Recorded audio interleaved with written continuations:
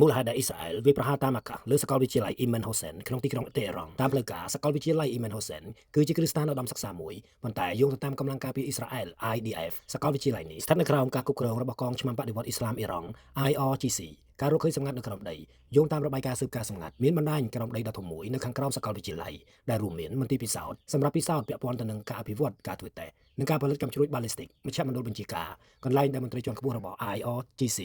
អាចសម្របសម្រួលប្រតិបត្តិការផ្សេងៗក្នុងករណីអាសន្នប្រតិបត្តិការស៊ើបការនិងការវាយប្រហារទីភ្នាក់ងារស៊ើបការសម្ងាត់របស់អ៊ីស្រាអែលនិងសហរដ្ឋអាមេរិកបានតាមដានទីតាំងនេះយ៉ាងយកចិត្តទុកដាក់អស់រយៈពេលជាច្រើនខែ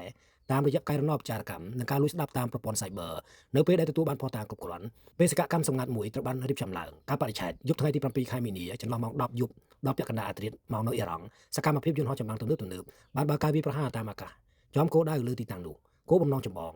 យោងតាមប្រភពអ៊ីស្រាអែលការវាយប្រហារនេះគឺដើម្បីធ្វើឲ្យសមត្ថភាពកាំជ្រួចរបស់អ៊ីរ៉ង់ចុះខ្សោយ